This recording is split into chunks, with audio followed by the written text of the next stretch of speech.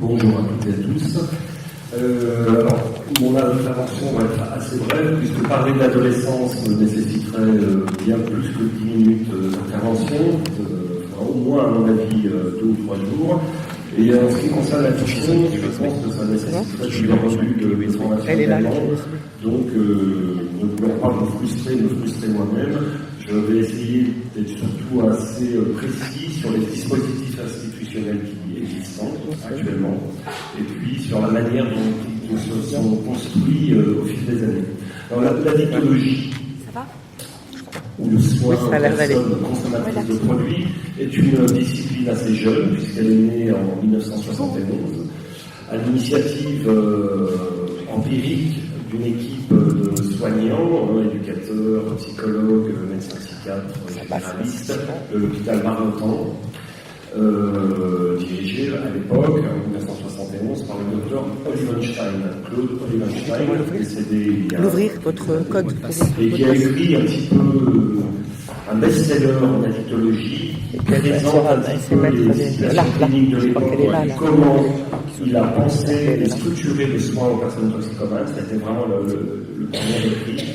Il n'y a pas de drogués heureux. Voilà. Un livre de référence pour bah si, parce que normalement c'est une théorisation de l'accompagnement des personnes toxicomanes à l'époque, et il considère la toxicomanie comme la rencontre d'un sujet avec un produit à un moment socio-culturel donné. Voilà comment il définit, je dirais, l'approche de la toxicomanie. Ça veut dire quoi? Ça pose déjà la complexité du problème de la consommation. On ne peut pas aborder que la question de la dépendance ou de l'addiction du côté du produit, ni que du côté du sujet qui serait génétiquement, pour des raisons transgénérationnelles, prédestinées à consommer. On ne peut pas non plus réduire un contexte qui serait précaire ou je ne sais quoi d'autre pour expliquer l'addiction. C'est une interaction complexe de la dimension bio-psychosociale, comme le disait le docteur Olivenstein. Donc, 1971, création du centre Marmottan, qui a à l'époque été un centre, ce qu'on appelait les CSST, Centre de soins spécialisés en toxicomanie. 1986, création d'un autre dispositif qui est les CCAA. À l'époque, c'était des centres de cure ambulatoires en alcoolologie. Pendant très longtemps, jusqu'à 2006, le soin aux problématiques addictives était très filiarisé. Vous aviez d'un côté les toxicomanes et de l'autre les alcooliques. Sauf que je sais plus sur moi. Il n'y avait pas du tout encore. Et si je recule? Et qui viendra par la suite, dans les années 2006, de l'addiction à d'autres produits, mais surtout de l'addiction sans produit. Au moment, sur le bouton celui-ci. D'accord. Et du coup, ça va amener à une modification du dispositif institutionnel, puisqu'on ne va plus parler de soins toxicomanes, ni de soins aux alcooliques uniquement, mais on va parler d'addictologie. Donc depuis 2006, les dispositifs, en tout cas institutionnels, agréés pour accompagner des personnes à moyen et à long terme en post-sevrage, c'est-à-dire ayant déjà souvent fait un sevrage hospitalier, ce sont les XAPA, qui veut dire Centre de soins d'accompagnement et de prévention en addictologie. Alors c'est ouvert aux mineurs, j'ai envie de dire que c'est de 16 à 77 ans. C'est ouvert à l'entourage. Avec une équipe pluridisciplinaire, médecins généralistes, psychiatres, psychologues, éducateurs spécialisés et infirmières. Donc moi je travaille pour le compte du XAPA LIAD, qui veut dire Lyon Addiction Dépendance, qui est un dispositif qui est en fait le deuxième centre qui a été créé en France après le centre Marmottan. Et qui accueille donc dans ce dispositif, alors même si c'est, je ne cacherai pas que ce n'est pas le plus fréquent, mais on reçoit plutôt des adultes, des jeunes adultes que des adolescents. Voilà. Les adolescents qui viennent par eux-mêmes, ça relève quasiment du miracle. Ça passe souvent par le biais d'une obligation qui peut être de la justice, dans le cadre des obligations de soins, qui est souvent une injonction parentale, une injonction à peine déguisée parfois du corps enseignant, ou de l'infirmière scolaire, où des fois ça peut avoir été discuté, préparé avec un échange avec moi, et puis on a pu mettre en place un accompagnement cohérent. Mais c'est vrai que c'est rarement le jeune qui vient par lui-même. Donc le XAPA, c'est non payant. Il faut quand même le savoir, puisqu'on est financé par l'ARS. On n'est pas fonctionnaire, mais on est financé par l'ARS. C'est anonyme, ça peut être anonyme, donc on dépend de la loi de 70, et c'est évidemment confidentiel. Alors le XAPA propose un accompagnement qui peut être de quelques mois à quelques années, où il peut y avoir des allers-retours. La problématique de l'addiction est assez complexe. Par exemple, pour ce qui est de la question de l'alcool, pour les gens qui ont une problématique alcoolique avérée, en moyenne, il y a 4 à 5 rechutes. Alors, là aussi, travailler autour de la rechute est sur un plan clinique très intéressant, puisqu'il permet aussi à la personne de réajuster sa capacité à traiter certaines émotions, et on va pouvoir travailler avec elle le contexte de la rechute, le rapport au produit, etc. Ça dit beaucoup de la personne là où elle en est à l'instant T, cette question de la rechute. Alors on distingue très rapidement en édictologie la reconsommation de la rechute. La reconsommation serait une reconsommation ponctuelle, mais qui n'accompagne pas un cycle de reconsommation quotidienne.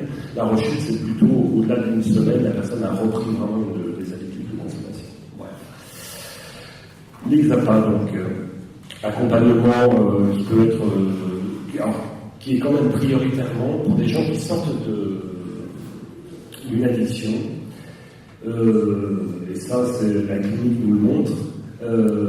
Ils nous disent quoi? Ils nous disent qu'ils ont eu recours aux chimiques pendant des années pour apaiser leur tension, diminuer leur angoisse, appréhender de façon plus douce, plus apaisée les différentes sortes de stress de l'existence, etc. Donc ils nous disent que c'est quand même quelque chose qui est compliqué pour eux, très anxiogène. Donc il est évident que quelqu'un qui initie un sevrage hospitalier, donc à qui on va souvent proposer une substitution, on ne va pas lui proposer un travail d'insight ou un travail de psychanalytique post-sevrage. On va être plutôt sur des dimensions assez concrètes, pragmatiques, d'adaptation, voir si il s'acclimate bien à son traitement, voir aussi si on peut l'accompagner au niveau social. Et on va plutôt l'encourager ou valoriser dans des choses qui leur raccrochent au réel. Alors, j'espère que je ne suis pas trop long. Donc, 5 minutes. Donc, le XAPA, c'est aussi on a une autre structure, ce qu'on appelle actuellement les CTR, les centres thérapeutiques résidentiels. Alors, qui n'est pas proposé aux adolescents, mais qui est proposé à partir de 18 ans jusqu'à 25 ans. Ce sont pour des personnes qui ont été, en tout cas, reconnues et avérées comme dépendantes à des produits, qui justifient, en tout cas, d'un sevrage hospitalier, qui justifient aussi, et il y a des contrôles urinaires d'aucune consommation actuelle, une résidence ou un logement sur une période qui peut aller de 3 à 6 mois. Et pour ces personnes qui ont été qui ont eu des parcours plus ou moins compliqués, il y a 2 profils. Il y a ceux qui ont été très tôt à la rue et très tôt confrontés à eux-mêmes, et ceux qui sortent tout juste du cocon maternel et qui sont complètement apeurés en mettant le nez dehors, si je puis dire. C'est un peu les 2 profils qu'on peut trouver. Donc ceux qui ont peut-être trop dans l'enveloppe, et ceux qui n'en ont pas eu assez. On retrouve toujours les extrêmes, la logique du tout ou rien, c'est la logique de l'addiction. Donc un accompagnement qui, là, pour le coup, sera principalement éducatif et médical, plutôt biosocial. Donc réapprendre à s'alimenter, réapprendre à se lever le matin, réapprendre à se faire manger, voilà, s'inscrire dans un projet social. Et dans ce cadre-là, il y a ce qu'on appelle d'orientation plutôt TCC, thérapie cognitive ou comportementale, des groupes de prévention de la rechute, qui sont assez pertinents à cette période-là, en tout cas du soin, puisqu'ils proposent une réflexion sur tout ce qui est souvent compliqué pour les gens qui ont été dépendants, ce qu'on appelle le craving. Le craving, c'est l'envie irrépressible du produit en période d'abstinence. Et ces groupes de prévention de la rechute permettent de réfléchir à tout ce qui facilite ou renforce l'envie d'aller vers le produit. Donc ce sont des approches plutôt comportementales. Donc ça, c'est les dispositifs à l'attention, donc le XAPA des adolescents, mais aussi des adultes. Le centre thérapeutique résidentiel, ce sont plutôt des jeunes adultes. Et puis alors, il y a des dispositifs qui existent depuis 2004, donc il est important que vous connaissiez, ce sont les consultations jeunes consommateurs. Alors les consultations jeunes consommateurs, ce sont des consultations qui sont assurées souvent par des psychologues et ou, quand il y a des moyens, des éducateurs spécialisés. Pour assurer ces consultations, il faut être affilié et professionnel d'un XAPA. C'est-à-dire que vous ne pouvez pas improviser ce dispositif. C'est un dispositif qui lui aussi est non payant, qui est lui aussi anonyme et lui aussi évidemment confidentiel. Pour ma part, j'interviens dans une CJC de Vaux-en-Velin, dans le quartier du Mas du Taureau. Et le travail, ça va être beaucoup autour de situations qui nous sont amenées par l'infirmière scolaire, l'assistante sociale. Dans ce cadre-là, on échange beaucoup autour de jeunes qui sont en difficulté, alors parfois en rupture familiale, parfois en surconsommation de cannabis.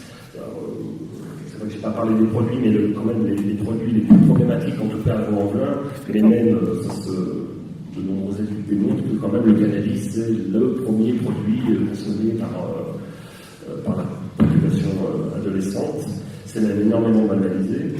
Donc on parle des consommations avec l'infirmière scolaire, et puis on essaie dans le cadre de la CJC d'évaluer un petit peu où il en est, et le cas échéant de l'orienter ou pas vers un XAPA. Mais ce qui est important, c'est le contexte de la demande. C'est-à-dire que si par exemple je reçois quelqu'un qui a une obligation de soins, déjà il est dans une posture de défiance quand il vient me voir en consultation d'un consommateur. Donc le but c'est de savoir comment et éventuellement il peut se ressaisir de la demande, si c'est un intérêt pour lui d'interroger ses consommations, s'il comprend pourquoi il est là et qui le suit, comment on lui a présenté le lieu. Et si je me sens en tout cas ouvert à un échange, je ne vais pas forcément tout de suite aborder la question du produit. Donc moi j'ai été formé, et de plus en plus de professionnels de la consultation jeunes consommateurs ont été formés à l'entretien motivationnel. L'entretien motivationnel qui est une pratique que je qualifierais de rogerienne, c'est-à-dire semi-directive, avec des entretiens quand même où l'empathie est au premier plan, en tout cas l'objet qui demande souvent de sollicitation, c'est-à-dire la consommation de produits, ne va pas être forcément la première qu'on va aborder. Moi, quand je reçois un jeune, par exemple, dans ce dispositif, je lui précise, déjà j'essaie de voir s'il est partie prenante, s'il a compris pourquoi il est là, je lui présente le cadre, je lui présente l'intérêt qu'il peut y avoir aussi à travailler et avoir quand même un maximum d'informations sur les produits. Notamment, ce qui interpelle ces jeunes-là, c'est le fait que je puisse considérer pas seulement le produit du côté du risque, mais aussi du côté du plaisir. Voilà. Il faut être à l'aise avec ça. C'est-à-dire que je considère que toutes les personnes qui vont vers un produit n'y vont pas forcément dans une logique d'autodestruction. Contrairement à la présentation que peut avoir ça passe par le plaisir. De nombreux, même praticiens professionnels, je considère en tout cas que la personne vient chercher un apaisement, un bien-être, une ressource, etc. Donc, même si ça peut paraître surprenant, j'essaie de faire alliance avec le jeune pour qu'à un moment, il puisse aussi, par lui-même, considérer que, quand même, ça pose aussi problème. Vous voyez ? Alors, on va dire que c'est on pourrait qualifier ça de manipulation, mais c'est une manipulation bienveillante, c'est-à-dire qu'il faut reconnaître que le bien, ça lui apporte les effets qu'il y a en recherche, que lui puisse conscientiser que c'est pas si bien que ça. Souvent, il se rend compte que ça peut... Ça dépend beaucoup de la personnalité des jeunes. Voilà. Alors, simplement pour revenir, je ne sais pas si c'est clair, la CJC s'est ouverte quand même aux 18-25 ans. Et c'est également ouvert à l'entourage. On travaille beaucoup en médiation.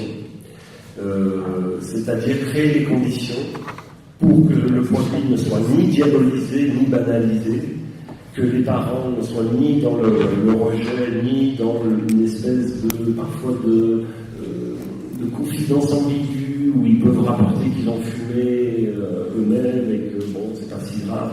Voilà, on essaie quand même d'avoir un débat avec des bases d'informations qui soient les dernières qu'on connaisse. On sait que par exemple que le cannabis c'est pas anodin à l'adolescence et il faut quand même que toutes les informations soient données aux parents et que les parents se positionnent aussi, c'est-à-dire face à l'autorité, ou en tout cas aient conscience de ce qui est important de dire, de poser comme cadre concernant n'importe quel produit. Souvent ils ne le savent pas, ils ne savent même pas quoi en penser et le produit risque de diaboliser. Je finirai juste sur un exemple d'une situation qui peut renforcer en tout cas le mal-être d'un adolescent. C'est ces situations où les parents vont venir vont préciser à son jeune, ça n'arrive pas, il n'y a pas très longtemps, qu'ils vont aller rencontrer un médecin généraliste pour un problème d'ordre somatique, alors qu'ils viennent me rencontrer moi dans un sapin, un centre d'addictologie. Et à ce moment-là, le parent déclare l'intention et tout de suite dans une posture de contrôle, en tout cas avec l'idée que je l'oriente vers un centre de toxicologie pour savoir s'il consomme ou pas et à quelle quantité. Et c'est évident que ce genre de posture n'amène à rien, sinon à une rupture et une incommunicabilité qui renforce le malaise. Certains parents aussi demandent voudraient que le jeune vienne chez nous et ressort plus blanc que blanc, comme si finalement de ce qui motive le jeune à consommer, de ce qui peut être aussi la source d'angoisse préliminaire à sa consommation, il n'en avait que faire. Vous voyez. Donc, j'ai juste envie de dire aussi par rapport au cannabis que par rapport à la problématique adolescente qui est aussi d'être angoissé par rapport à l'avenir, qui est parfois de faire taire, qu'il y a des conflits qui sont à l'intérieur de lui, qui sont souvent d'ailleurs même pas des conflits, qui sont des angoisses, c'est-à-dire sans mots et sans images. Et qui, le cannabis a souvent cette fonction de faire taire, ce qui n'est pas en tout cas imageable ni dissible. Donc parfois autour d'une problématique de consommation de cannabis, on va pouvoir aussi mettre en mots ce que l'adolescent peut-être n'arrive pas à mettre en mots par lui-même. Et aussi une des fonctions du cannabis, c'est la fonction de procrastination, de remettre à plus tard. Ça en dit long aussi sur la difficulté à s'engager dans l'avenir, à s'envisager en tant qu'homme. J'arrête. Stop.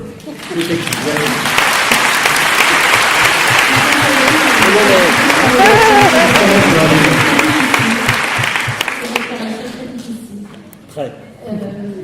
Donc par rapport à ce que vous avez dit, est-ce que ces consultations de jeunes consommateurs, on peut avoir est-ce qu'elles existent dans toute la France? Alors oui, elles existent dans toute la France. Là, je vous donne le lien Fédération Addiction qui dispose d'un annuaire et vous verrez par région les CJC existantes. Voilà. Le plus simple, c'est quand même de contacter les professionnels et c'est d'apprendre à se connaître, parce qu'il y a des approches qui sont parfois un petit peu différentes, des équipes parfois un peu plus étoffées. Ça dépend des régions, des financements. Moi, par exemple, à Louvain, j'interviens 4 heures par semaine et je suis seul. Voilà. On ferait que vous l'avez dit. D'autres questions? Est-ce qu'on passe directement à Madame Carré? Une question là-bas. Il y a une question, il y a des questions là-bas. Ouais. Oui.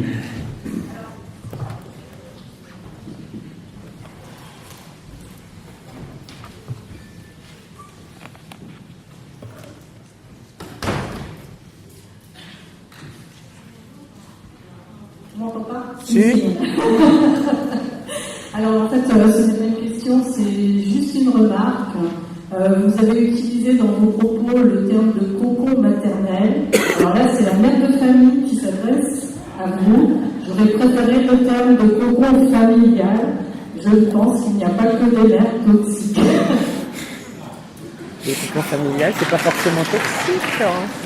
Oui, loin de moi cette représentation archaïque de la terre toxique. Elle est d'accord quand même. Simplement, je pense que ça s'appuie aussi sur une observation de ma pratique.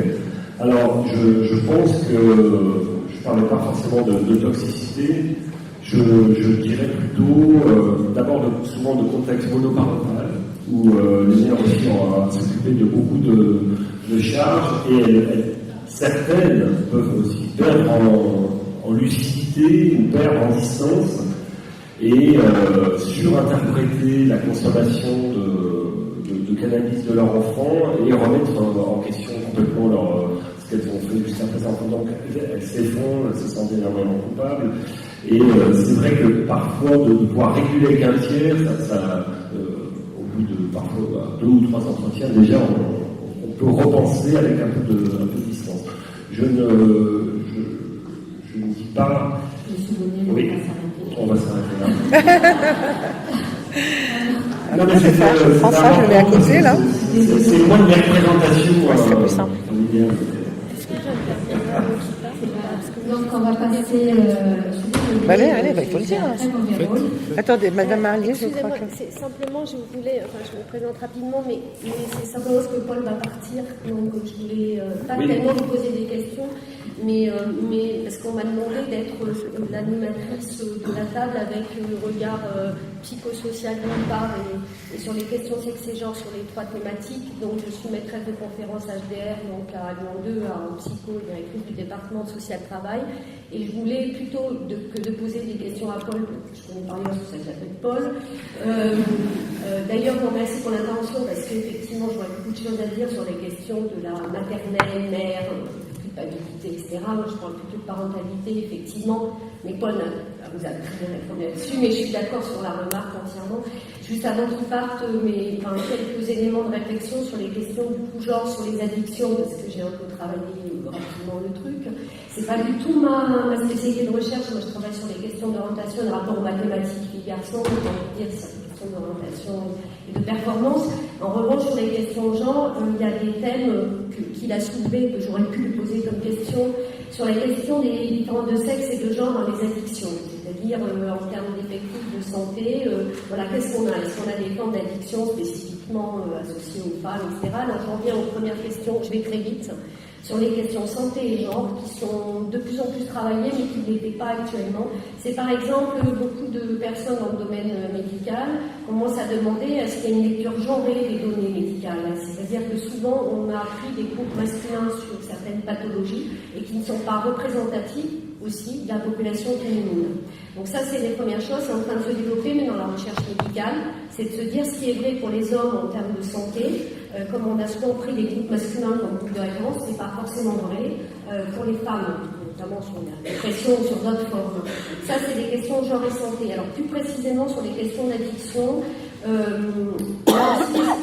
est-ce que, question de recherche, est-ce que oui ou non il y a une concentration de la recherche, c'est-à-dire de regarder les données qu'on a sexuées et quel type d'études ont été faites sur quelle population. Deuxième donnée, on a effectivement, et vous le savez tous et toutes, je pense, en étant qu'il y a quand même, et vous le savez, beaucoup de données qui montrent la prise de risque à l'adolescence chez les garçons. Je pense que ça, c'est des choses que vous avez dû constater de visu. Voilà. Alors, les questions sur la prise de risque, il y a un rapprochement des cours, notamment sur les questions sur la cigarette, notamment. Alors là où elle s'introduit, la question genre, c'est effectivement que les stéréotypes interviennent à travers ça, l'image du corps. Donc, je vais faire donc le relais par rapport à mon collègue qui va intervenir tout de suite. Tout à l'heure, c'est qu'en fait, on a constaté dans certaines études que les filles aussi, et les femmes d'ailleurs, maintiennent des fois une consommation de cigarettes pour plaisir, je suis assez d'accord aussi, ça on oublie aussi, mais aussi par rapport à la peur de prendre du poids. Voilà, et ça c'est des pratiques d'autant plus vraies pour les filles, ou les femmes d'ailleurs, c'est pour les femmes aussi, que pour les garçons. C'est juste pour vous donner l'angle genre là est très intéressant, c'est-à-dire de voir est-ce qu'il y a des éléments stéréotypés qui artefactent le rapport à l'addiction, aux cigarettes, comportement par rapport à la prise d'alcool. Là aussi, il y a aussi des déterminants genrés, et notamment aussi, on va dire, des filles qui pratiquent le binge, les ados, le binge. Et c'est intéressant de s'intéresser pourquoi, parce que c'est beaucoup moins, c'est aussi des prises de risque sur les questions genre. Et est-ce que c'est un comportement d'émancipation ou est-ce que c'est un comportement pour les femmes, les jeunes filles et femmes, de s'aligner sur des comportements valorisés masculins? Ça aussi, c'est des questions genrées. Et voilà. Donc, je m'arrêterai là, mais il y a pas mal de... Un petit éclairage historique, puisque le terme de cigarette aurait été inventé par George Sand. Justement, allant sur le terrain des hommes qui fumaient le cigarette, elle aurait féminisé le terme de cigarette. Voilà, c'est le premier mouvement de cigare et cigarette. Ah, c'est joli ça. C'est joli. Un peu moins gay. Mais en ce qui concerne les jeunes filles et les femmes, on constate que dans notre clinique, dans 85% des cas, il y a des antécédents de traumatisme sexuel. La question du viol est très présente, la question de l'inceste est très présente en addictologie.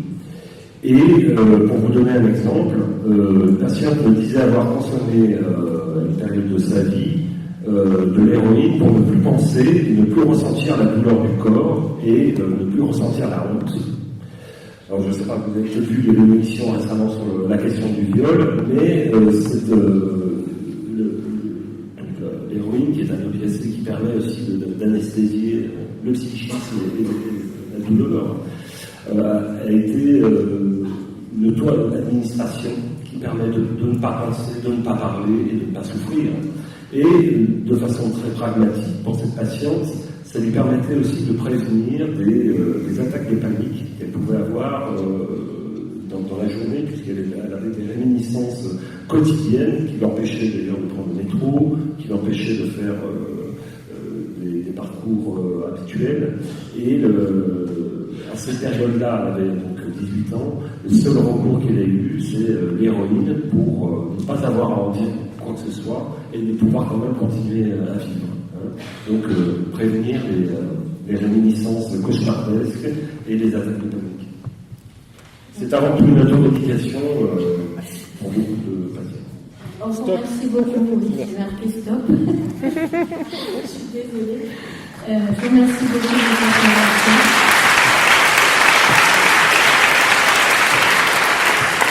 Et maintenant, on va passer donc à un phénomène de radicalisation avec Madame Angèle Carré, à qui je laisse la parole. Merci Madame Marlier, merci aussi aux membres de l'association ACOF pour cette invitation et cette participation à cette table ronde. Oui, c'est un sujet qui a été traité avec le professeur Douki et je rentre dans le vif du sujet avec voilà, quelques définitions pour savoir un petit peu de quoi on parle. Donc, définir ce qu'est la radicalisation. On a donc choisi donc le sociologue Farhad Koskovar qui parle de la radicalisation comme un processus par lequel un individu ou un groupe adopte une forme violente d'action directement liée à une idéologie extrémiste, à contenu politique, social ou religieux, qui conteste l'ordre établi sur le plan politique ou culturel. Bien sûr, on ne négligera pas l'origine étymologique, radix du terme donc latin, le retour aux racines, la quête des origines, l'origine de la religion, etc. Nous verrons ça plus tard.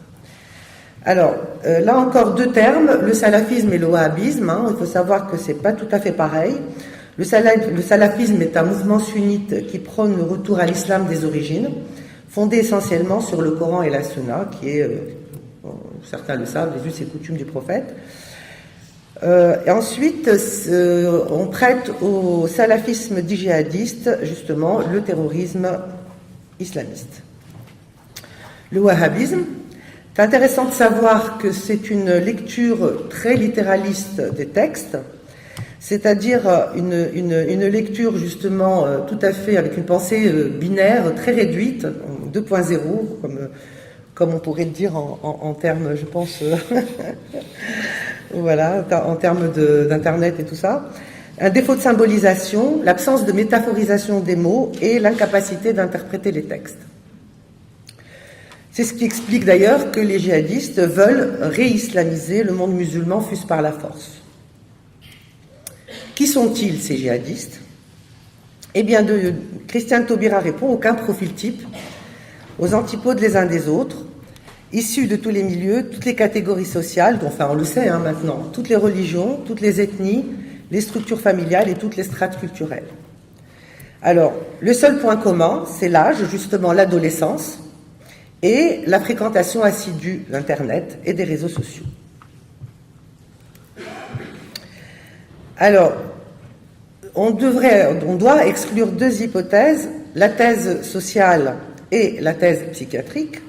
En effet, la thèse sociale, on doit la récuser pour la raison simple que l'islamo-fascisme n'est pas réductible à un lumpenprolétariat de gens élevés dans la misère culturelle des banlieues. C'est en fait une citation de Daniel Siboni, donc, où il dit également que la radicalisation islamique concerne souvent des couches moyennes ou même aisées, où l'on est bien dans sa peau, jusqu'à ce qu'on soit saisi par la pulsion textuelle. C'est quand même joli comme terme. Ensuite, pareil, on récuse également la thèse psychiatrique parce que, en fait, le ralliement à Daesh ne relève pas d'une injonction hallucinatoire. Alors, la question qui s'est posée, c'est de savoir quand même pourquoi ces adolescents sont tentés par Daesh. Qu'est-ce qui les attire, qu'est-ce qui les interpelle? Alors, nous avons donc, pour faire plus court en quelque sorte, donc reconnu une sorte de demande de ces adolescents, c'est-à-dire notamment une sorte de quête d'identité et de dignité. Daesh, de l'autre côté, leur propose justement de construire le meilleur des mondes pour les meilleurs des hommes. Voilà une jolie rencontre. Voilà. Alors, nous allons un petit peu passer en revue les facteurs socio-historiques et les facteurs psychologiques, justement, qui contribuent à cette radicalisation et pour ces adolescents, justement, qui répondent à cette quête d'identité et de dignité. Alors, les facteurs socio-historiques, rapidement, je vais les citer. La décadence de la civilisation islamique, on en parlera un tout petit peu à chaque fois, mais pour aller à l'essentiel après. L'impuissance du monde arabe, les affres de l'immigration, l'humiliation chez soi, la guerre des identités, la montée du radicalisme islamique et l'exclusion dans les sociétés postmodernes. Alors, la décadence de la civilisation islamique, eh bien, on va citer quelques petites, disons, on va marquer d'une pierre blanche quelques détails de l'histoire, donc notamment l'abolition du califat, la création de l'État d'Israël, l'impossible pacification de la Palestine, la révolution iranienne, les 2 offensives sanglantes lancées contre l'Irak. Tous ces éléments ont poussé ce ressentiment à son paroxysme. Les affres de l'immigration, chercher asile chez l'ancien colon, le sentiment d'insécurité des jeunes qui posent la question en termes d'identité menacée, donc les racismes, les xénophobies, les extrémismes. Ce qui a fait, effectivement, il y a aussi un terme qui a été employé par Manuel Valls, qui est quand même un petit peu touché justement ces populations maghrébines musulmanes. Donc il a parlé d'apartheid territorial, social et ethnique. Les revendications identitaires religieuses de certains jeunes issus de l'immigration qui n'ont en fait aucune connaissance de la langue arabe, de la culture et de la religion. Et enfin, la perception de ces jeunes, cette perception de la laïcité comme une lutte contre les religions. Alors, l'humiliation chez soi, c'est assez intéressant également. Bon, là, il va y avoir, on parle aussi de la Tunisie, hein, c'était un exemple qui nous a permis d'étayer un certain nombre donc, de réflexions. On a exactement les mêmes vécus d'exclusion et de discrimination d'une partie de la population dans notre pays qui ont nourri les révolutions du printemps arabe. Et le clivage profond économique et culturel de la Tunisie, donc on a deux Tunisies, une division mais vraiment transversale de la Tunisie du littoral, citadine, bourgeoise, francophone, moderne, revendiquant un patrimoine trimillénaire et multiculturel. Et une autre Tunisie, rurale ou semi-rurale, une zone d'ombre oubliée du développement, arabophone, conservatrice, se réclamant du seul héritage arabo-musulman. Voilà, d'ailleurs, bon, ça c'était pour montrer un peu la Tunisie donc dans sa multiculturalité. Donc on voit bien le passage des Romains, de la Tunisie romaine, les Juifs tunisiens et leurs synagogues, l'église, etc. Et ici, la division de la Tunisie en deux, justement. Vous voyez à gauche comment elle se présente, et de l'autre côté, voilà ce qu'on vient de dire.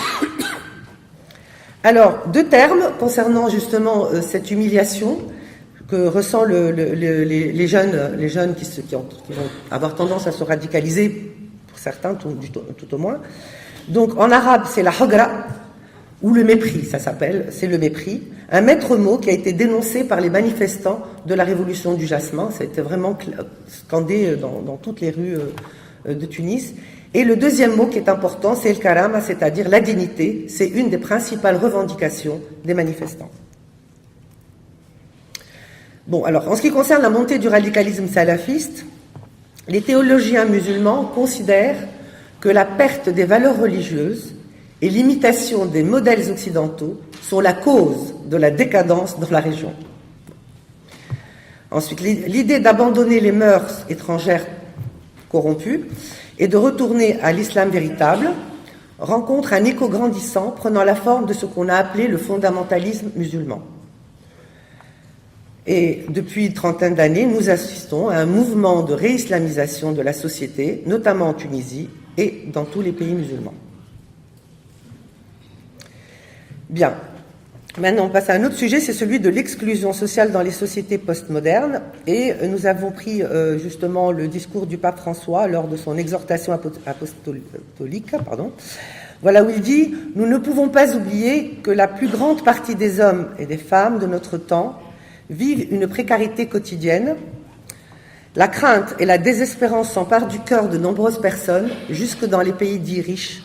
Il faut lutter pour vivre, et souvent pour vivre avec peu de dignité.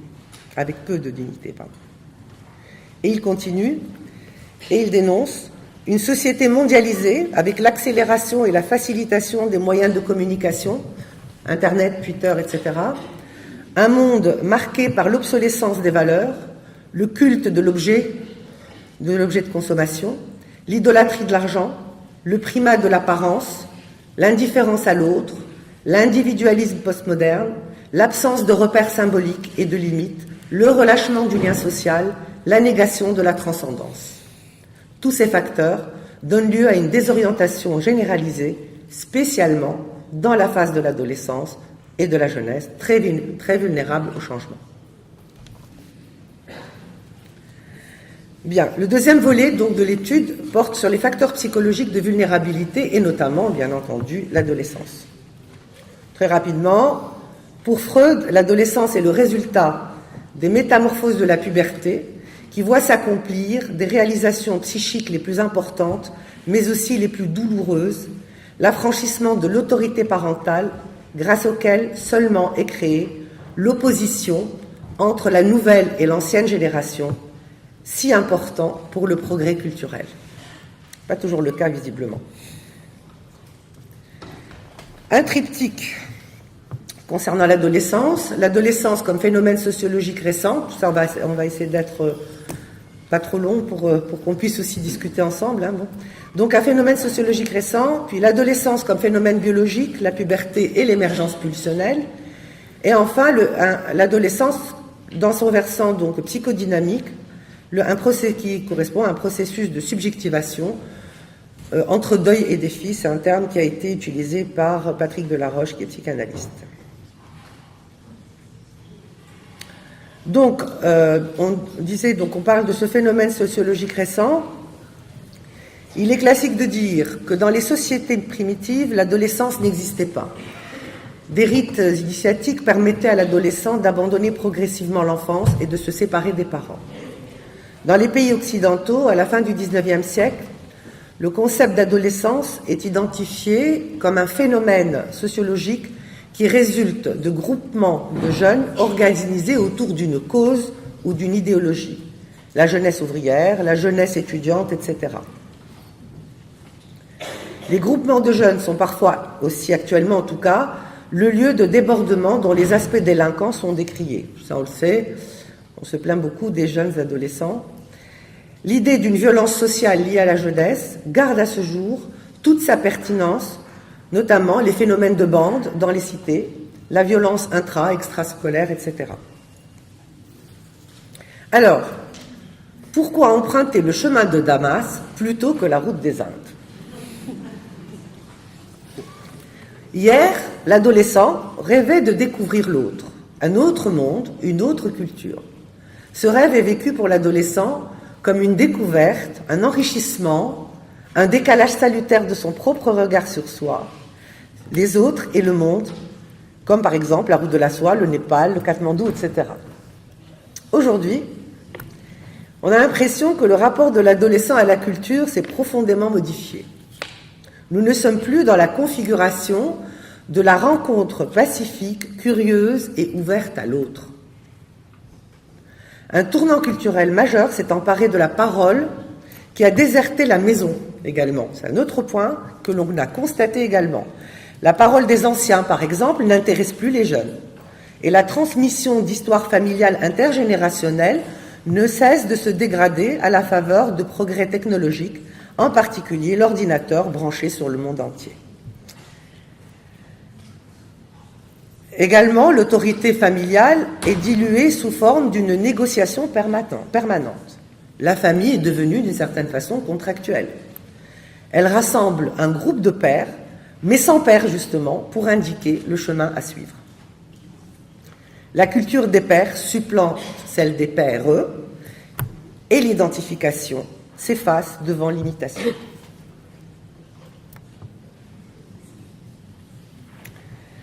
Alors, je continue toujours sur cette question, donc en particulier sur celle de la fonction paternelle, puisqu'on en parlait tout de suite avant. La fonction paternelle est de nos jours discréditée. L'autorité incarnée par un tiers, généralement le père, comme instance symbolique qui pose des limites et des interdits, est dévoyée au profit d'une autorité cette fois réelle, qu'est la police, le juge, etc. Puis, l'absence de figure idéalisée, un idéal du moi auquel l'adolescent peut s'identifier, fait défaut. Et en particulier, donc, on a l'impression qu'il n'y a plus de pères, mais des pères qui s'identifient entre eux. Bon, donc, on passe du phénomène donc, sociologique dont on parlait au phénomène biologique de l'adolescence, de la puberté, donc, avec les changements corporels et physiologiques qui agissent chez l'adolescent comme un véritable traumatisme narcissique. Les pulsions sexuelles, évidemment, relatives à la puberté, créent chez l'adolescent un éprouvé d'effraction de l'enveloppe corporelle, de fragilité induite par le pubertaire, fragilité métapsychologique et fragilité des liens aux objets. Donc, l'explosion libidinale donc, relative à cette puberté et le groupement des pulsions partielles sous le primat de la pulsion génitale peuvent avoir pour corollaire un mouvement de régression, c'est important quand même, un mouvement de régression vers les pulsions prégénitales et faire réapparaître des mécanismes de défense archaïques tels le clivage. Et ça, c'est important pour que l'on puisse comprendre plus tard comment, justement, l'adolescent qui est fragile et qui se retrouve à cette période de l'adolescence donc dans cette problématique et de conflit intérieur va justement être très démuni et se retrouver en tout cas face à des futurs je dirais pas toujours évidemment, mais en tout cas il peut se retrouver face à des recruteurs pour le djihad. Alors, entre deuil et défi, donc un phénomène, donc l'adolescence comme processus de subjectivation, c'est une deuxième étape de processus de séparation-individuation. L'adolescence est avant tout une contrainte à l'émancipation. Entre deuil et défi, donc le deuil, c'est le deuil de la mégalomanie infantile et des images parentales idéalisées. Donc c'est quand même un moment difficile pour l'adolescent. La réviviscence du complexe d'Oedipe chez l'adolescent et la lutte contre les représentations incestueuses du fait de la capacité nouvellement acquise de réaliser l'acte sexuel, puisque du coup il devient pubère. Et enfin, la séparation d'avec les premiers objets d'amour. Donc quand même, il y a un processus de deuil qui est très douloureux pour l'adolescent. Et le défi, qui est un défi de conquête du statut d'adulte. Ensuite, il y a une période active de construction identitaire à la faveur de l'adolescence, de recherche d'une image de lui-même distincte de celle des imagos parentaux. L'opposition aux parents et à l'ordre établi fait partie justement des défis que l'adolescent lance, et la multiplication des conduites à risque, évidemment, que nous connaissons, les fugues, les toxicomanies, les automutilations, la petite délinquance, etc. Alors, donc, on peut parler de radicalité adolescente, dans le sens où la radicalité fait partie intégrante de l'adolescence, qui est une recherche d'absolu, de quête d'idéal, de volonté d'agir sur le monde. J'ai été trop longue, peut-être ? Oui. Oui, vous voulez que je passe vite alors sur ça ? Là, c'était le sujet qu'on mettrait. Alors, il reste plus que 5 minutes là. 5-10 minutes, on va dire. C'est pas grave ? 5 minutes, d'accord. Bon. Donc, la radicalité. Oui, c'est important, justement. Alors, donc, je disais que la radicalité fait partie intégrante de l'adolescence, donc une recherche d'absolu, etc. L'initiation à la transgression, vol, alcool, drogue, automutilation, on en a parlé. Sont tant de conduites que les adolescents adoptent lorsqu'ils sont confrontés à l'angoisse, à la déception, à la dépendance et aux sentiments dépressifs. L'agir adolescent est l'expression d'une souffrance de l'estime de soi, c'est important aussi. La violence qui se situe du côté de la pulsion de mort cherche à faire taire la souffrance psychique. Alors voilà, c'est ça le fond du problème, c'est de la radicalité adolescente à la radicalisation djihadiste, mais en fait c'est tous les facteurs qui concourent à tout ça. C'est là le problème, c'est que c'est quand même assez complexe, on n'y peut rien. Alors, j'ai choisi cette phrase de Freud qui dit « Plus on refoule les pulsions, plus on se civilise, et si le refoulement échoue, c'est alors que tout ce qui est archaïque fait retour. C'est la barbarie qui revient en force. » C'est quand même assez intéressant que déjà à cette période, il puisse en dire autant. Alors, au moment de l'adolescence, donc, et je veux parler du futur djihadiste, peut amorcer à la faveur d'un embrigadement approprié une régression psychique, donc, dont on parlait tout à l'heure, jusqu'à atteindre les stades les plus archaïques du règne des pulsions. Cette régression explique la déshumanisation progressive du sujet, avec la perte des acquis éducatifs destinés à brider les exigences pulsionnelles.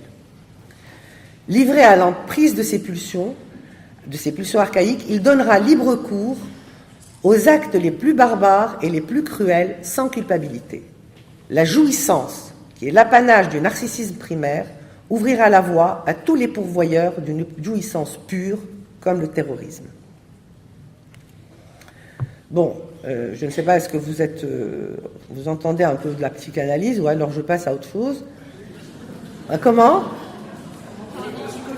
Les psychologues, alors. Bon, c'est pour eux que je parle, alors. Donc justement, cette radicalisation djihadiste va prendre en otage le moins inconscient de l'adolescent. Donc, c'est celui que l'on constate dans ce phénomène, justement, radical religieux. Et il y a 3 niveaux d'aliénation Pour l'adolescent, une régression du moi aliéné vers un moi idéal vampirisé par une idole religieuse, un père idéal, un idéal du moi, voilà, c'est comme ça qu'il est considéré, donc comme un idéal du moi. Une identification mélancolique au père déchu, c'est-à-dire le père réel dont on parlait tout à l'heure, hein, le père de famille, voilà, au profit d'un père complètement voilà, idolâtré, qui est celui celui de Daesh, quoi, en quelque sorte, et un surmoi cruel, terroriste, qui mène à l'attentat suicide. Enfin, une communauté de déni et de clivage, on a parlé tout à l'heure du clivage, qui scelle la haine meurtrière de soi et de l'autre, qui est l'ennemi.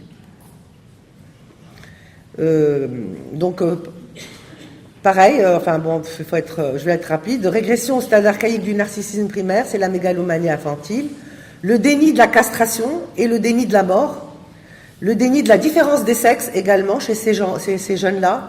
Et notamment, on constate, enfin c'est assez quand même, c'est pas anecdotique du tout de voir avec quelle ferve ils sont là pour obturer les trous justement par le port du voile, l'idéalisation de la virginité, les houris au-delà de ce monde.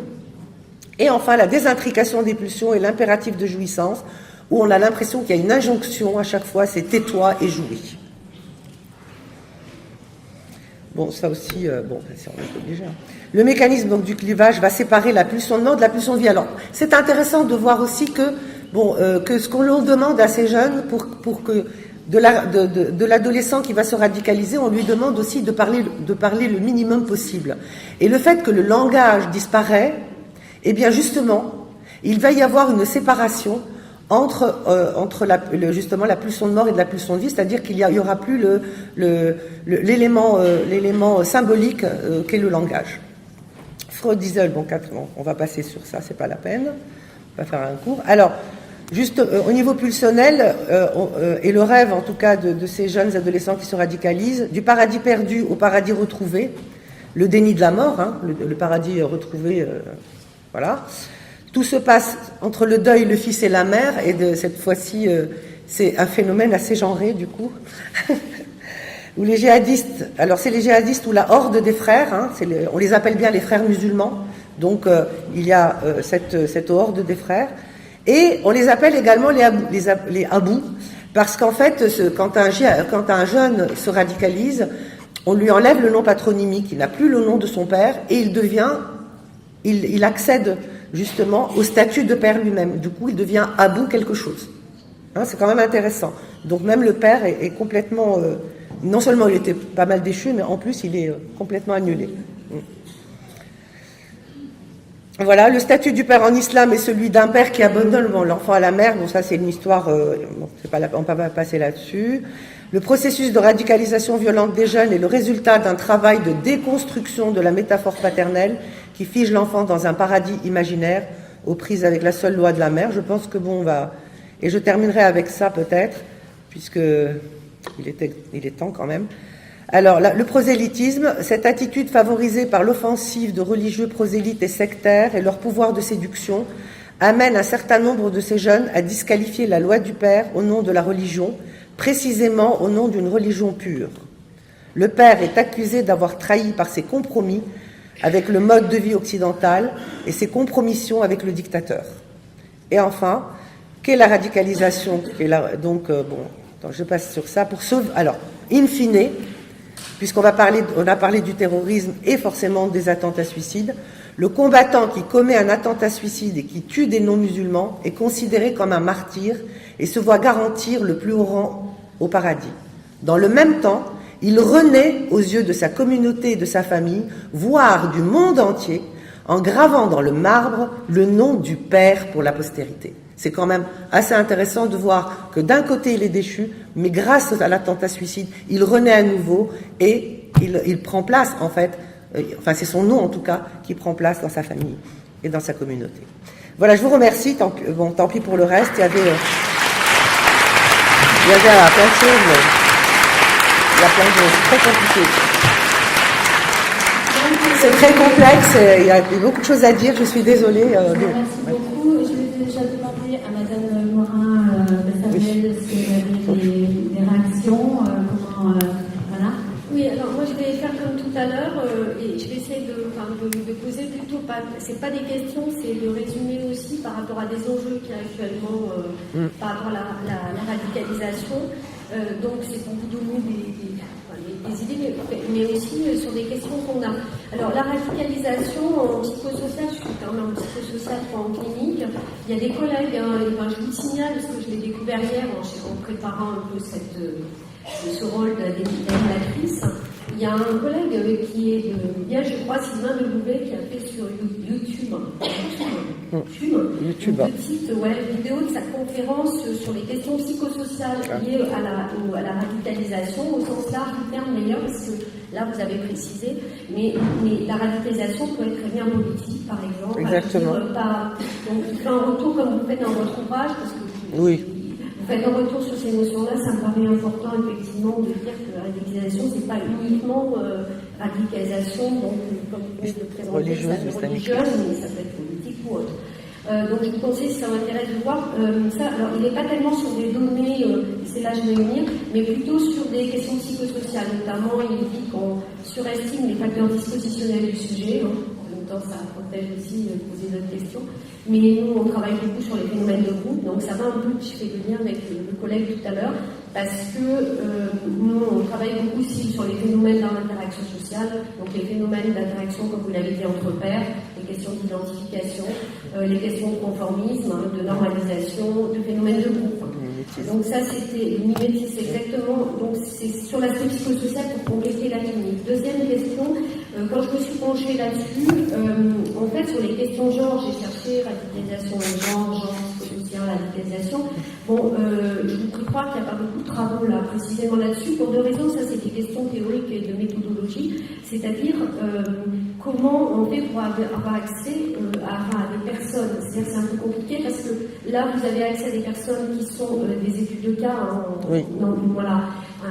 Pour plus généraliser, c'est un peu compliqué d'expérimenter, comme on dit, ou d'aller un peu sur le terrain, si je puis dire.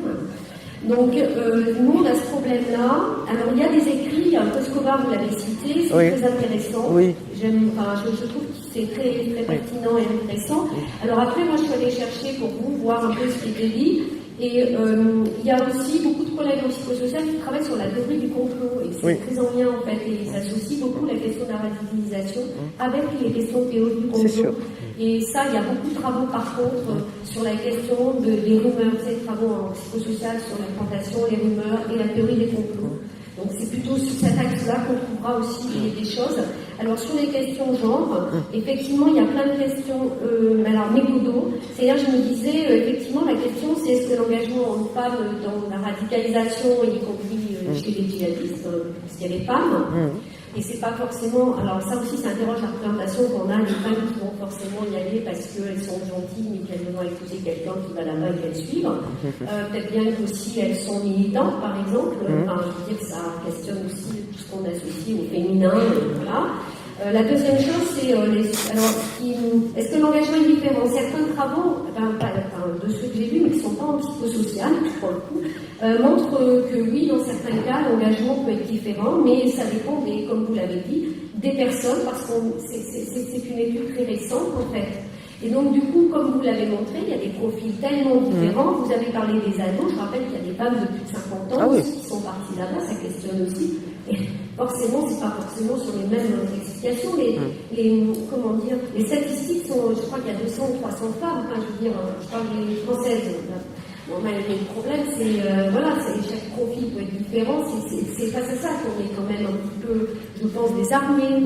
En fait, du point de vue des questions genre, c'est est-ce que la première question de recherche qui devrait se poser, c'est est-ce que c'est un engagement différent de celui des hommes? Oui, non, en quoi? Ça, pour l'instant, je ne peux pas vous répondre.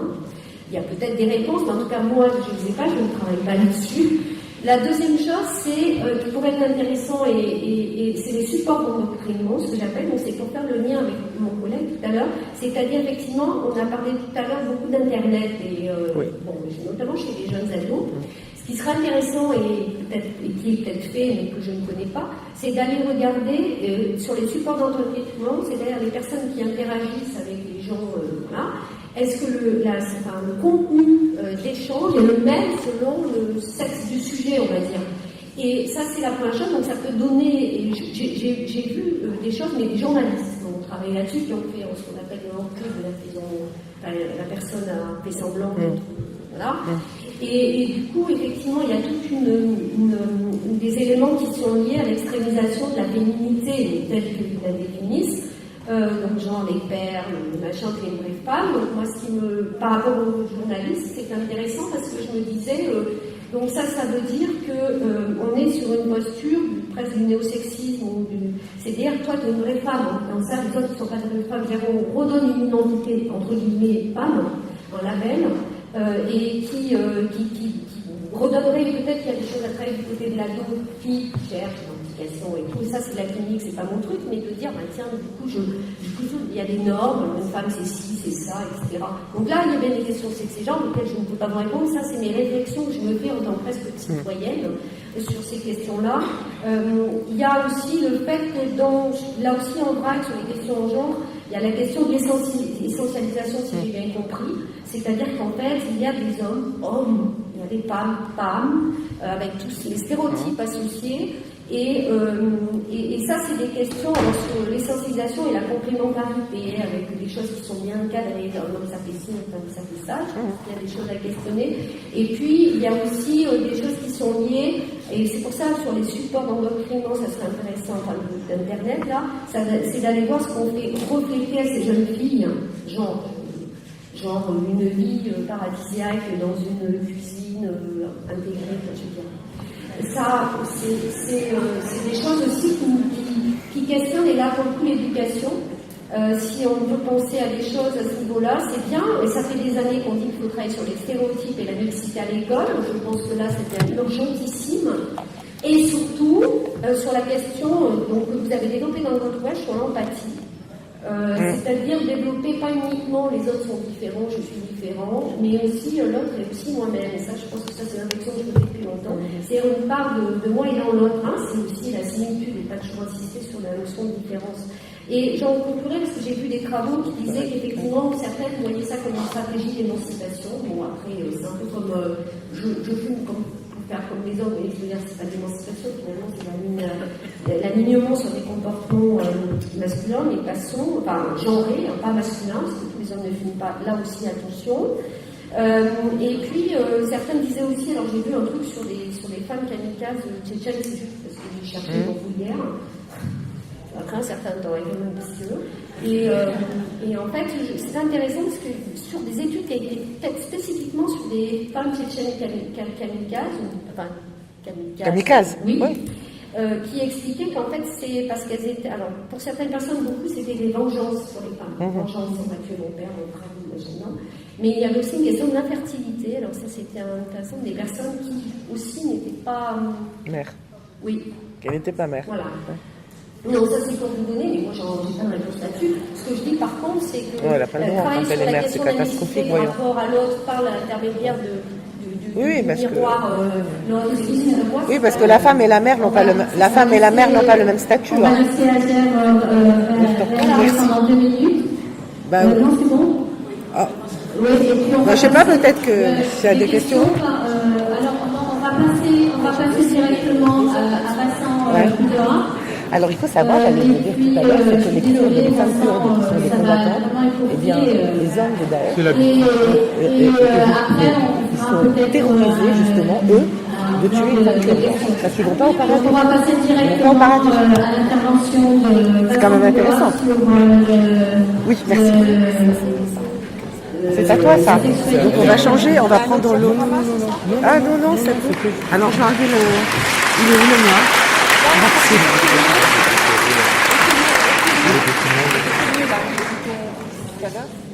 Quel bouton rouge? Il est éteint, là? Non, parce que ça projette toujours. Là Je prendrai 5 minutes, pas plus. C'est bon, vous avez raison. Prenez votre minute. Et je peux le retirer ici. Afin de laisser la place aux échanges, parce que c'est ce que je préfère. Oui, ça c'est sûr. Alors, je suis éducateur en prévention spécialisée, ce qui veut dire que je travaille auprès d'un public de 11 à 12 ans. Oui, d'accord. Et donc je travaille au sein d'un service dans la métropole qui a pour mission d'accompagner donc les jeunes et leurs familles dans les difficultés qu'ils vivent au quotidien. Et successivement, sur ces 4 dernières années, j'ai donc travaillé comme éducateur de rue, dans la rue, et depuis 6 mois, je travaille en classe relais. 4e, 3e, envoyés par leurs collèges respectifs dans un lycée afin de remédier sur 9 semaines aux difficultés qu'ils ont dans une perspective de retour ou d'orientation sur un projet de rescolarisation ou un projet professionnel. Alors, donc Sabine et l'organisation m'ont demandé d'intervenir sur les questions de sexualité liées au numérique, parce que sur mon mémoire d'éducateur spécialisé, j'ai abordé les questions liées au numérique, avec notamment la question du cyberharcèlement, les questions liées également à la radicalisation et à la question des pratiques sexuelles préoccupantes. Pourquoi ? Parce que comme vous le savez, sur les différentes enquêtes que vous avez pu lire, les adolescents et les jeunes passent, on dit en moyenne, 5 heures par jour sur les écrans. C'est énorme. Et je vais passer très rapidement, puisque un exposé brillant sur la question de l'adolescence et sa psychopathologie a été fait. Nous avons, je suis au contact de jeunes qui sont en vulnérabilité. Et donc, pour lesquels la question de l'adolescence est dans une crise plus aiguë que celle que peut vivre le commun des adolescents. Et le constat que je peux faire au quotidien, dans la rue, c'est que ils sont souvent sur donc leur téléphone portable et YouTube. Les plateformes de diffusion de vidéos pornographiques sont libres, accessibles. Et si je vous fais quelque chose de plus rigoureux, sur une trentaine de suivis réguliers, plus des 2/3 sont de façon libre, puisque mon travail il est dans le principe de libre adhésion, de non-jugement, de compréhension, d'empathie. C'est d'ailleurs le seul travail que j'ai, puisque je n'ai pas de mandat nominatif comme un éducateur PJJ par exemple. Donc mon travail il consiste à gagner la confiance. Et dans ce travail de gain de confiance, la libération de la parole est capitale. La parole est elle-même l'essentiel de mon travail. Et voilà, nous travaillons en binôme avec un collègue masculin. C'était la première fois dans le service qu'on avait donc ce type d'association professionnelle. Ça a donné des choses assez étonnantes.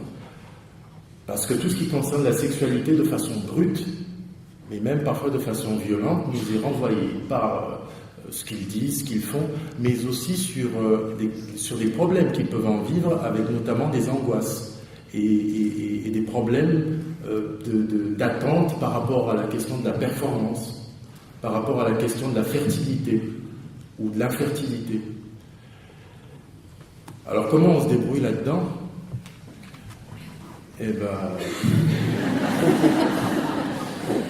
D'abord j'ai été surpris parce que vous imaginez bien, on travaille avec soi-même. Donc j'ai une éducation judéo-chrétienne, je suis issu d'une famille catholique pratiquante, et donc le sexe ça n'existe pas. On est tranquille comme ça. Voilà, non mais pour dire les choses simplement. Et donc je me suis un peu improvisé éducateur sexuel. Et bien entendu, puisque nous avons des collègues sur le territoire où je travaille, notamment détachés par le centre hospitalier du Vinatier avec le Point Écoute Jeune, nous avons une psychologue magnifique qui travaille, qui a la confiance des jeunes et des adolescents sur le quartier, avec lesquels, quand il y a des difficultés qui me paraissent insurmontables sur les échanges, je les oriente vers cette psychologue. Et puis, je travaille également avec un outil que je vous conseille de le noter. Il a été mis en place par le gouvernement, c'est onsexprime.fr, onsexprime.fr, qui est une ligne d'information qui est très bien faite, qui existe aussi en papier. Alors pourquoi je me suis intéressé à ce sujet ? Parce que j'ai constaté des choses quand même un peu, on va dire un peu bizarres, parfois même des phénomènes de masturbation collective. Et avec une consommation vraiment importante de vidéos. Je dis bien consommation, mais de ce qu'on peut qualifier de pulsionnel. Oui, tout à fait. Et donc ce que nous essayons de faire au quotidien, c'est de les inciter à dire pourquoi. Ou en tout cas, qu'est-ce qui les amène à regarder ces vidéos. Alors il y a une différence entre les filles et les garçons, parce qu'en classe relais, j'ai un public qui est mixte. Dans la rue, ce sont essentiellement des garçons, les filles sont non visibles. Certaines explications disent qu'il y a une répartition sur l'économie souterraine qui amène à une invisibilité des filles, des jeunes filles et des adolescentes sur cette répartition taylorienne des tâches. Voilà, les garçons. Voilà, je vous passe les détails. Mais c'est important de dire aussi parce que je me suis creusé, je me suis posé des questions pendant un moment sur pourquoi les filles ne sont pas présentes, pourquoi elles sont à l'école et pourquoi tout d'un coup, dans la rue, entre 17h et 19h, je ne les vois plus. Bon, il se trouve qu'entre 17h et 19h, souvent, sur ces endroits où je suis présent, c'est souvent à ces endroits que l'économie souterraine bat son plein. Mais ce n'est qu'une explication, parce qu'il y en a d'autres, certainement. Donc le travail que j'ai pu faire dans la rue, il se fait essentiellement sur la parole et l'orientation vers une psychologue qui a la confiance des adolescents. C'est pas toujours évident, mais on a la chance sur le territoire où j'ai travaillé d'avoir ce cas de figure-là. Et puis en classe relais, donc ce sont là pour le coup des adolescents encore, hein. En classe relais, nous travaillons je travaille avec l'infirmière de ce lycée. Je suis sur 2 lycées, mais essentiellement sur l'un des 2 lycées. Nous travaillons sur 2 choses. Nous avons une action sur la question du genre avec un atelier de théâtre où nous avons des jeux de rôle sur des garçons qui prennent le rôle de filles et inversement de filles qui prennent le rôle de garçons. Nous avons également un travail qui est beaucoup plus un travail lié à ces comportements, ou plutôt ces pulsions, sur une base de non-mixité, où on met en place des groupes de parole de filles et des groupes de parole de garçons. Pourquoi ? Parce que ça paraît plus évident pour les filles de parler avec une référente féminine et pour les garçons de parler avec un référent masculin. Donc moi je prends plutôt la place de référent masculin sur le groupe avec les garçons et ma collègue infirmière elle fait le travail d'échange avec les filles. Et puis ensuite on regroupe les deux sur un débat de 10 minutes pour échanger sur les pratiques comme par exemple la sodomie, pour demander aux filles ce qu'elles en pensent et si la question de l'altérité, la question du plaisir, la question du respect de l'autre et la question du droit à disposer de son corps, si ces questions-là qui sont à la fois d'ordre philosophique mais qui sont également liées à des simples questions de citoyenneté, comment elles sont vécues par les uns et les autres. Et c'est là que c'est intéressant. Parce que les filles sur Internet, de ce qu'elles ont pu me renvoyer et de ce qui est également dit par les différentes enquêtes, et notamment un documentaire de Vidi qui est très bien fait, hein, qui a été commandé par le service public, les filles se conformeraient à une attente supposée des garçons. J'utilise le conditionnel parce que chaque échantillon sociologique a sa valeur. Les filles se conformeraient à une attente supposée des garçons sur les plateformes pornographiques. Et donc, elles y vont pour s'entraîner, elles y vont pour s'éduquer. Quand je dis s'entraîner, ça veut dire aussi qu'elles s'entraînent physiquement à subir ou à... j'épargne les détails. Mais je vous le dis parce que la question de la virginité est importante. Et que donc, vous imaginez bien ce que ça suppose. Donc tout notre travail, il est de se centrer sur l'altérité, sur la question du plaisir. On a le droit de se faire plaisir. On a le droit de se faire du bien. On est au-delà des questions morales, évidemment. Vous imaginez bien, pour quelqu'un qui a grandi dans une famille catholique, d'être confronté à ces questions-là, et je vous passe le détail sur le fait que je sois ou non pratiquant, parce que ça m'appartient, mais c'est pas simple, voilà. Donc de prendre du champ et de la distance, en ne jugeant pas ce que disent les autres, et ce qu'ils font, mais de se concentrer sur l'essentiel, c'est être en résonance affective. Je parle à des psychologues. Être en résonance affective avec ce que vit l'enfant, l'adolescent. Je dis enfant parce que souvent, en quatrième, on a souvent encore des fins d'enfance, hein, sur des jeunes, des élèves qui viennent en classe relève. Certains même, parfois, sont mentalement parfois à un stade beaucoup plus régressif. Donc, ces enfants et adolescents, ce qui est essentiel pour eux, et je terminerai là-dessus, c'est que la parole, qu'elle soit libre, qu'on tente du mieux qu'on peut de se mettre en lien avec eux au niveau affectif pour pouvoir ensuite y remédier en les orientant vers une professionnelle infirmière, psychologue et psychologue de l'orientation, parce qu'en établissement scolaire, ce sont nos premiers interlocuteurs. Voilà, je vous remercie.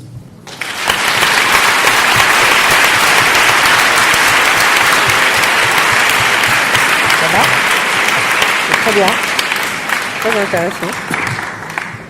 Je vous laisse la parole, madame.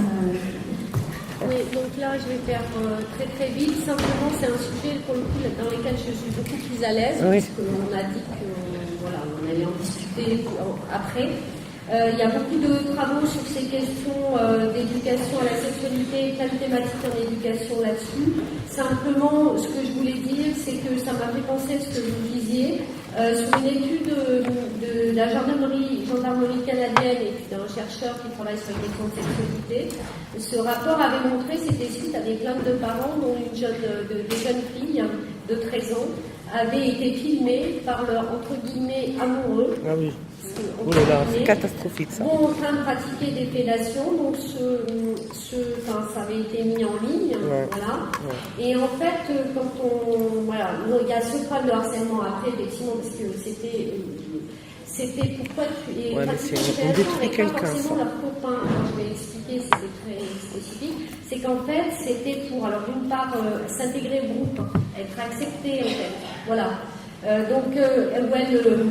elles en arrivent à avoir ce type de comportement, mais c'est aussi parce que parfois ça peut être par amour pour la personne, mais c'est pour être intégré dans le groupe, être reconnu, quoi. Donc ça, c'est des vraies questions sur les normes d'une part de sexe, sur le type de relation amoureuse, voilà, mais aussi sur l'utilisation d'Internet dans le cadre du harcèlement et du cyberharcèlement.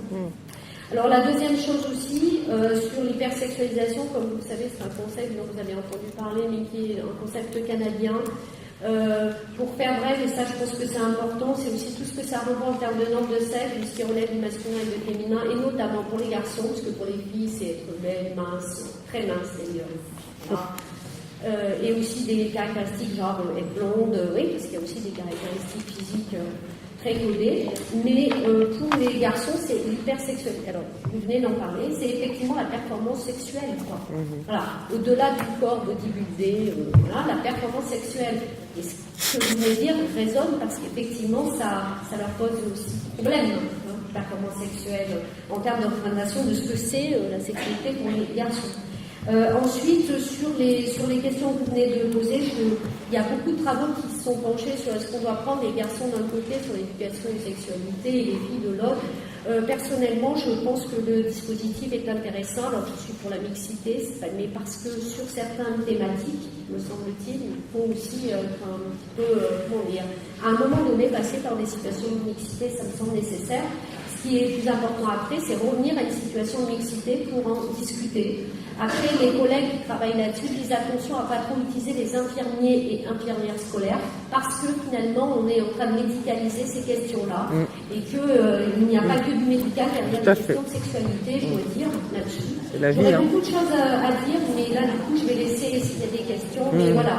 Et puis, le travail sur les médias à l'école, et notamment sur les normes physiques avec les enseignants et autres, sur l'équipe pédagogique, ça me paraît très important là pour nous.